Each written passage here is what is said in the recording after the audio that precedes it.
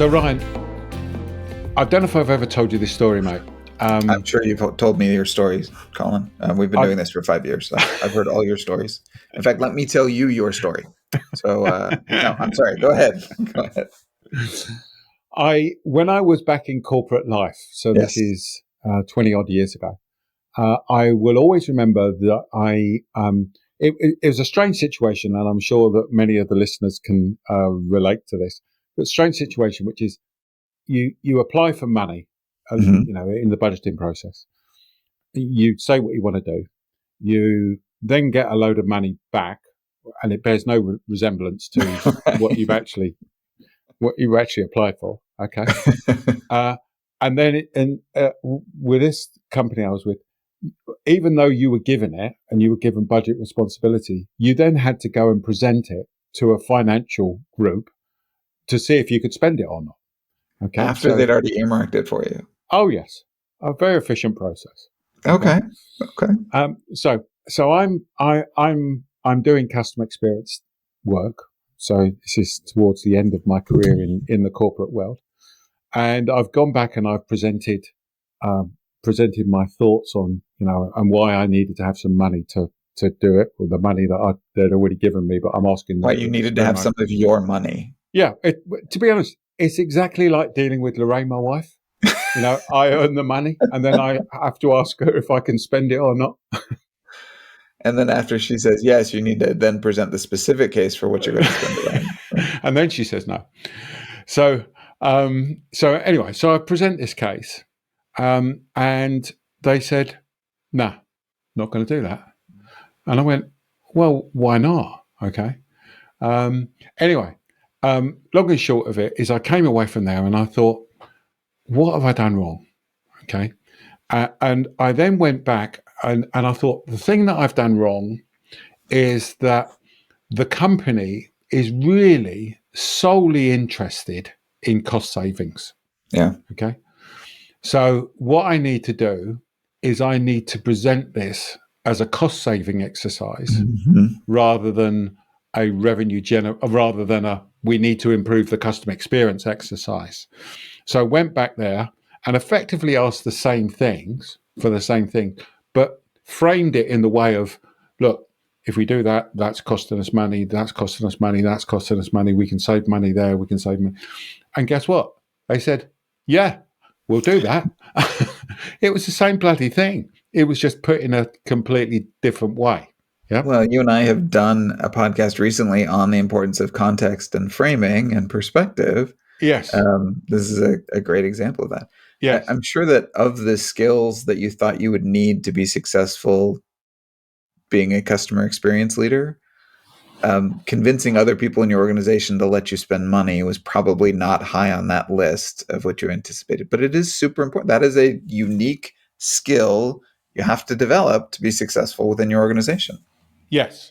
And that's what we're going to talk about today. What we're going to talk about is how to create a case for change, a business case, if that's the phrase you want to use, but how to create a case for change. And so this is about convincing your coworkers, or more likely your managers, to let you make change, which usually involves some money.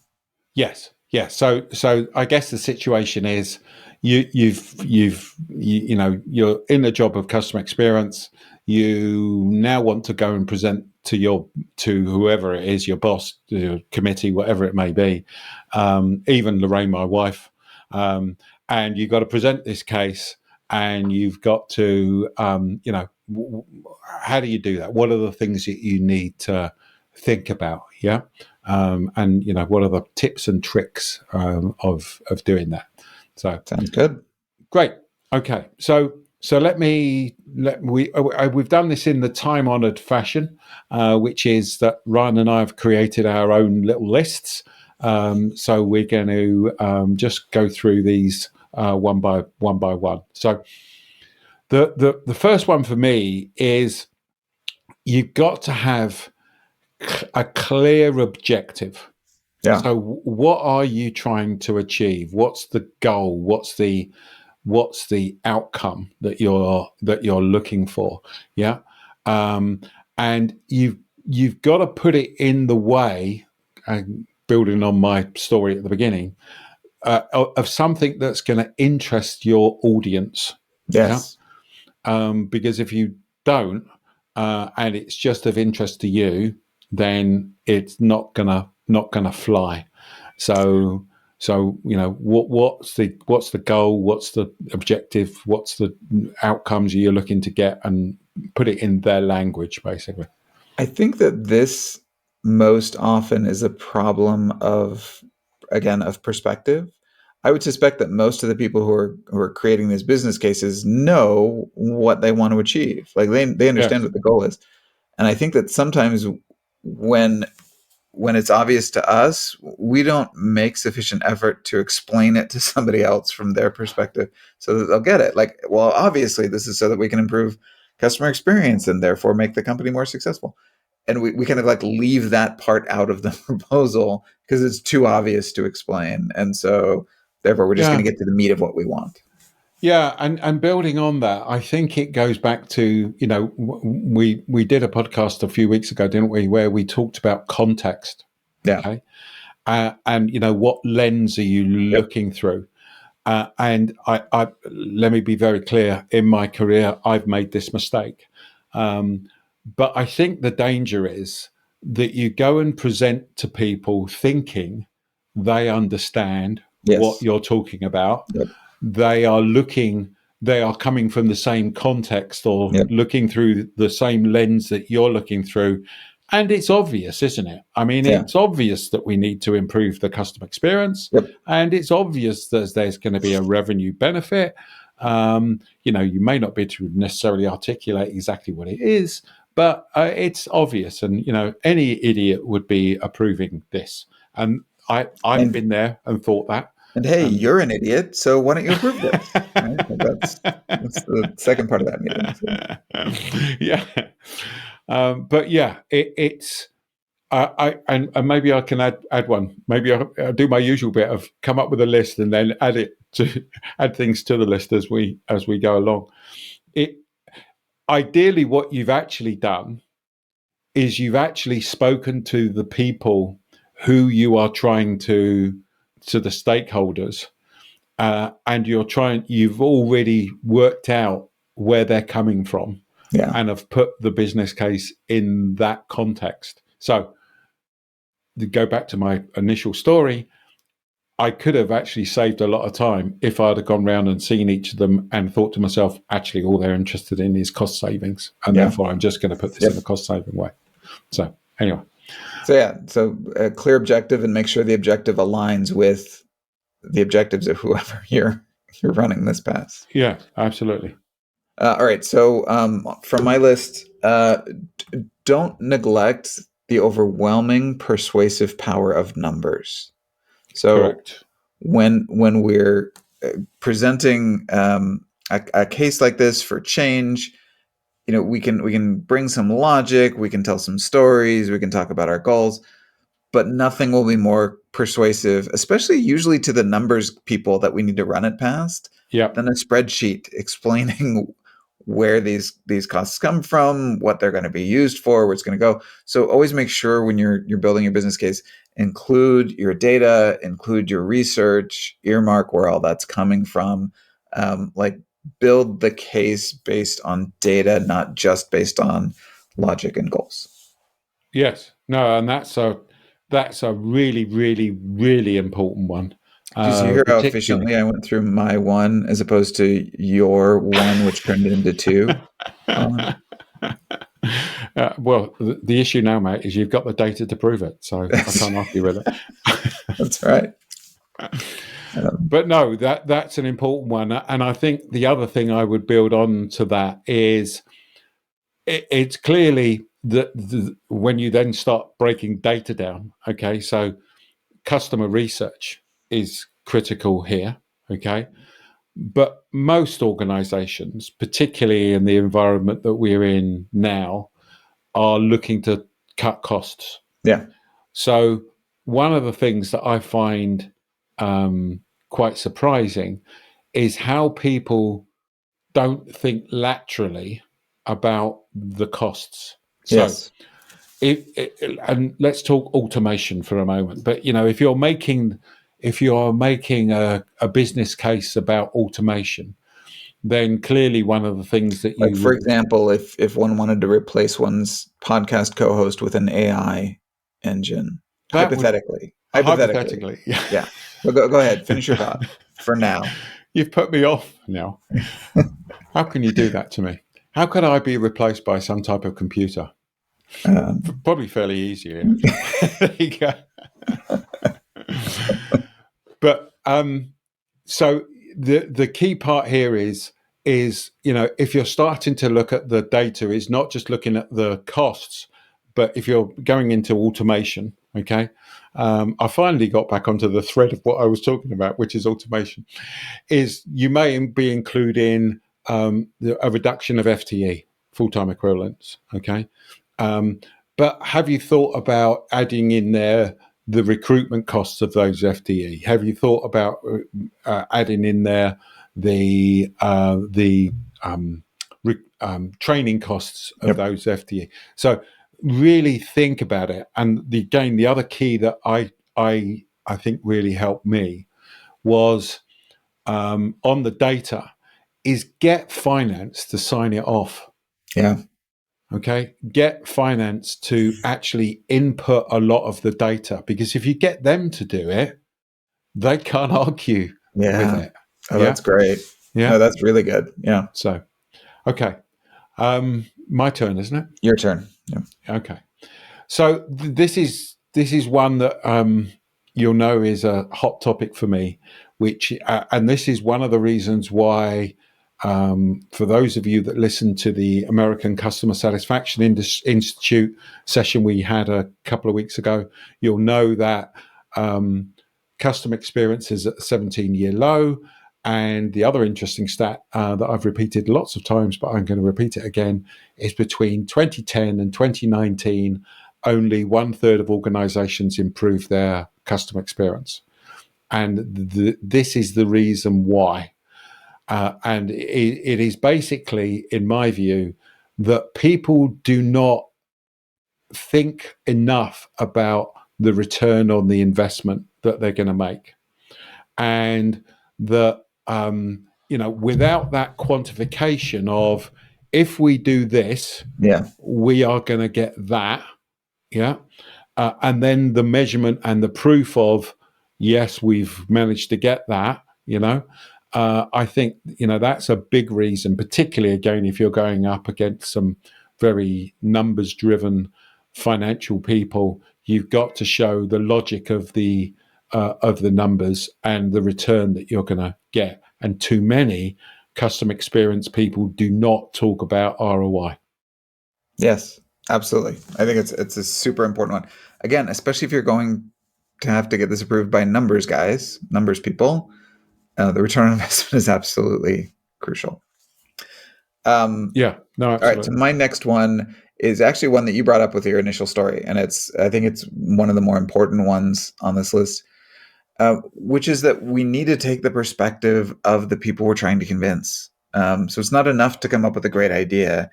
You need to explain that idea in a way that aligns with what the organization wants, with what the key stakeholders want, with the people who are approving this want. You can build a great business case in isolation, but unless the person who's hearing it understands how it meets their needs within the organization, they're not going to care, right? So tell this this is a marketing exercise. Tell this from the perspective of the people that you need to convince, not just from your perspective. And that is that's a key one for me.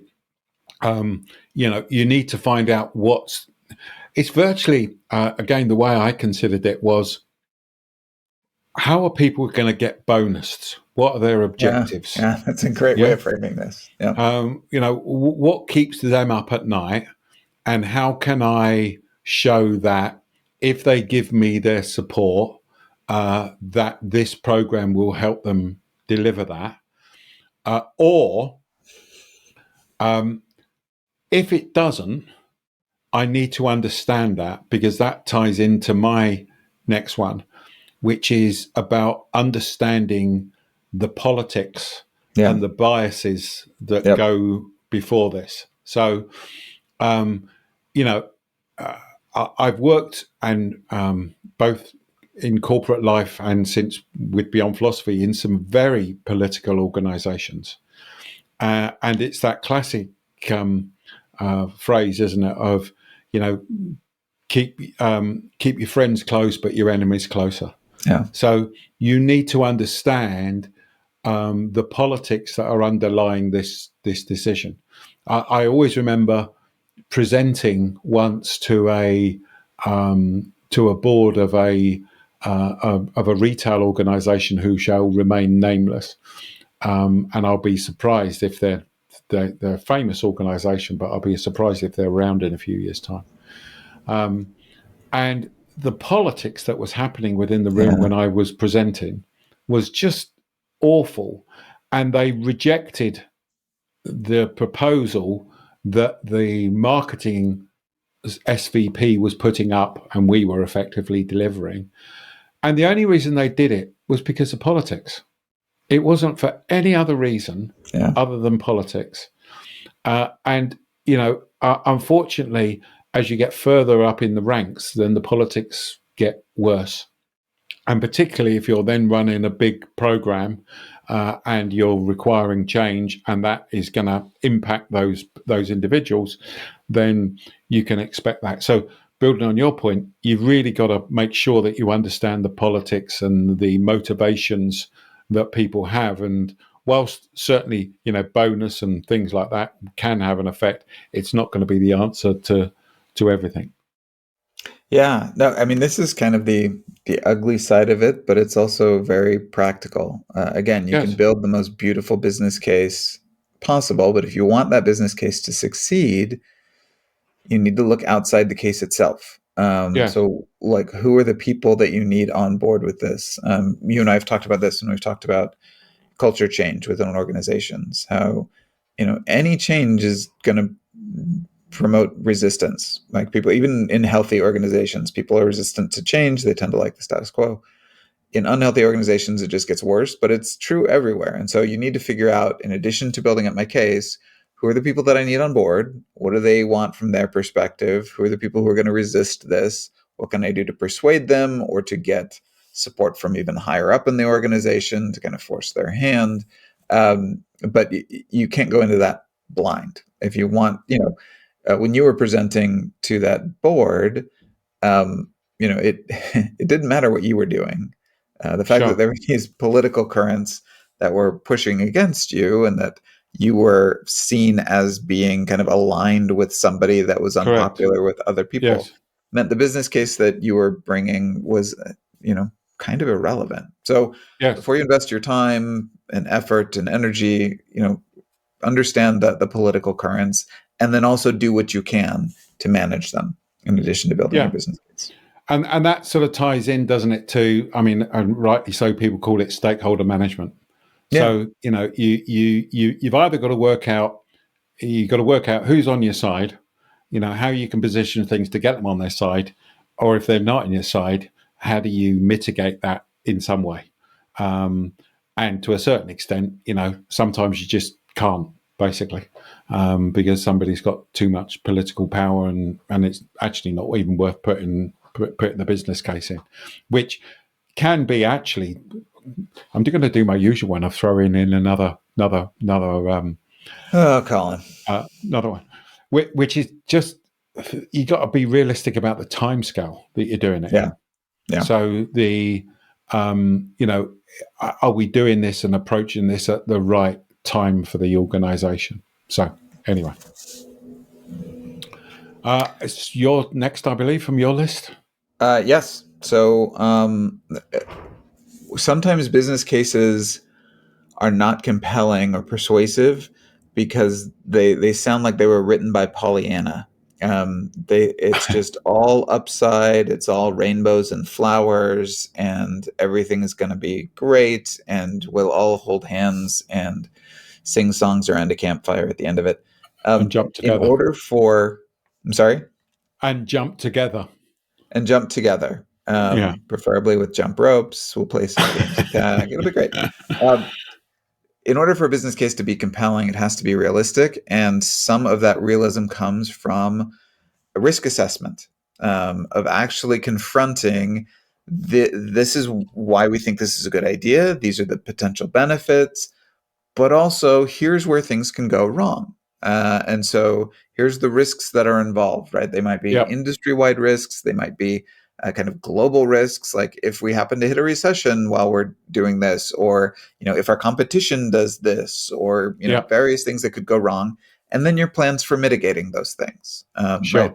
That is going to make for a much richer business case. There's evidence out there. There's research that shows that in some forms of advertising, when brands kind of admit to some of their weaknesses in the course of persuasion, it makes for a much more persuasive ad rather than Sure. just telling you about the positives alone. You seem much more honest. People are more accepting of the information.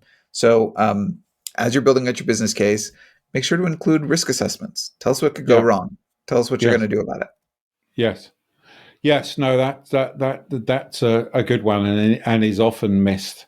And I think I'm going to build on top of that as well with my next one, which is it's got to be credible.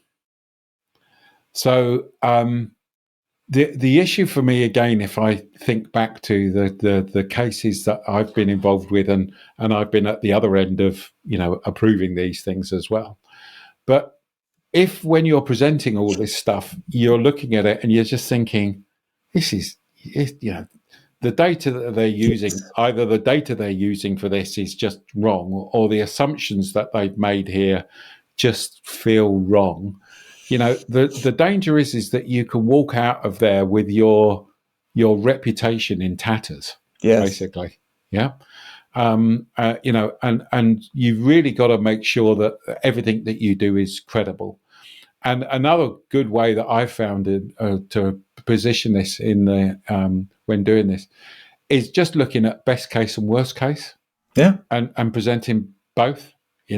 Just going, look, here's an upside, here's a low side. Clearly they're different, and here's the output on those. But you've got to be credible, and if you are, I think another thing that sort of goes into that is if you get asked a question that you don't know, you got to tell them. Yeah. Or if they're asking you a question that is going to cause a problem with their agreement to it, you've still got to tell them. Because trying to hide something is not going to be the best way of doing it. All right, I'm going to pull a Colin here and get on my soapbox for a little bit and throw in something, because I think your point about credibility is a good one. My personal bias, I have very little tolerance for forecasts. Right. When I was working before I came back, I've seen before I came back to school and started working in the academy, I've seen some of these forecast models, and I've literally been in a meeting where somebody showed their forecast, and then somebody pointed out, this was kind of a prep meeting before we went in to present the business case, and somebody pointed out, according to that forecast, we're going to lose money. Right? This is not going to be profitable. And I literally saw the person go, and then went into their Excel file and then changed something so that now it would be profitable. Oh, good. There you go. I was like, what are we doing here? So when I teach, I tell my students, like, don't give me a forecast when we're solving, a business case, because I'm not going to believe you. These things are just based on so many assumptions. They're only as good as your previous data. Yes. And as good as the future not changing. Yes. All the best data in the world isn't going to help you if now all of a sudden there's a big disruption. Yes. And in marketing, mostly we're focused on disrupting. Mostly we want things to be different in the future than they are now. Yes. So that forecasts are of limited value. But if we're going to use them, do what you just said, which is provide like something similar to a confidence interval. So like, here's our best projection, but under this set of circumstances, this is the worst case scenario. Under this set of circumstances, the best case scenario. That provides a little bit better. My preferred solution, though, is not to look at forecasts, but instead to look at break-evens. So if we instead saying this is what our sales are going to look like in 3 years, if instead we said, look, this is where we're at now. if we make these changes, we're going to need to sell an additional 200 units to get back to the same profit that we are now. That contextualizes the same idea in a way that's Sure. much easier for me to digest. It's much easier for me to say, okay, well, is that realistic that we're going to sell an additional 200 Sure. units based on making these changes? Sure. So that's my bias. That's my preference. I don't like Yeah. forecasts. I Sure. love break evens. Sure. And I love Sure. confidence intervals. I love kind of breaking that out by best and worst case. So the only thing I would add to that is, and when you go to credibility, okay, the issue for me then, or a way around that, not a way around that, but a way around the forecasting is who has done the forecasting. Yes. Okay. So if you go back to my previous point, and again, this is something I used to do in corporate life, is because I used to have a finance person on my team who was one of the finance team, but they was effectively seconded to me. Yeah. If they produced the forecast, because they were seen as credible by their bosses, it was okay. Yes. If I produced the forecast, it wasn't okay. Okay. That's brilliant. Yes. So, making sure that's key. Okay. I've got my last one. Okay, go on. So the last one is don't neglect the presentation itself.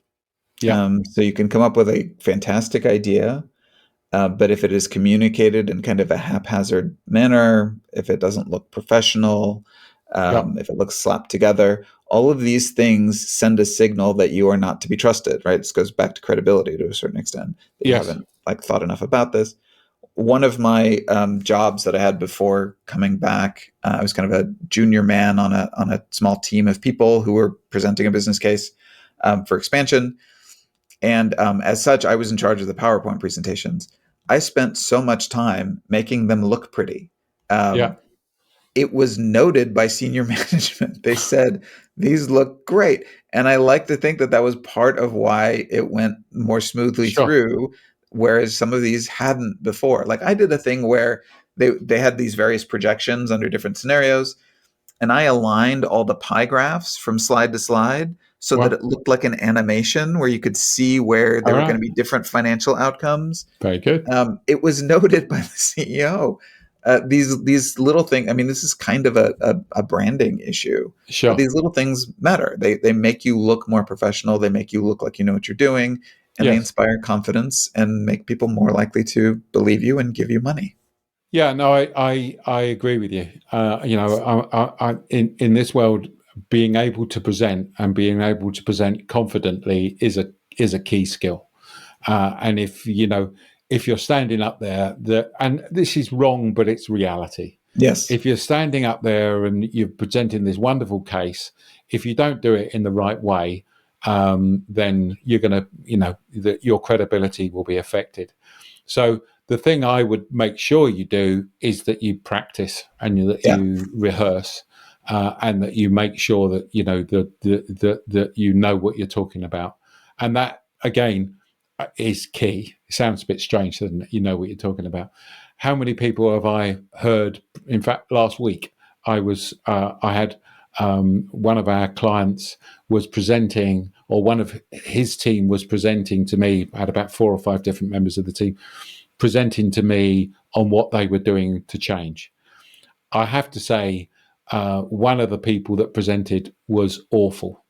But somebody else who was presenting, all the slides were really nice, and it just looked so much more credible than anybody else, and therefore you end up adopting that basically. I want to raise 2 points real quick based on what you said. The first is it's not enough to know what you're talking about. Like you need to know what you're talking about, but you also need to seem like you know what you're talking about. Like you need to give that impression, because I'm sure you and I have both seen where there are people who understand what they're understand what they're talking about, but they just can't put it together in such a way that people believe them. The second point I wanted to raise is, as you were talking about the importance of credibility and of sounding like you know what you're talking about, you gestured with your hand, and in your hand you were holding a fidget spinner. which is a toy for small children. So those of you who are not watching on YouTube, you are missing some real. So tell us again about the importance of credibility, Colin. Just about to say that. This is the thing not to do when you're presenting. I have my yo-yo and my dolly off camera so that nobody can see my toys that I'm playing. You know what, mate? This is the bloody problem now with doing video. I hate it. We covered so many sins by not letting people see us at all. It made us look so much more intelligent, didn't it? Or at least didn't prove to people how bad we were at this. No, but I'll go back and say, like, it's important to come across as credible. Yes. And now on my checklist of how to do podcasts and do videos, I'm going to put all the fidget gadgets out the way. Otherwise, you're not going to be seen as credible. You're going to have a Post-it on your screen, hide incriminating children's toys. So, hope that's been of use. It really, the further you go up in the chain of the hierarchy, the more important this stuff becomes. And therefore, I hope it's been of use for you. If you get any questions, then obviously feel free to reach out. If you want us to even review a business case you've got, would be happy to do that. So let us know. Okay, and we look forward to chatting to you next week. Cheers.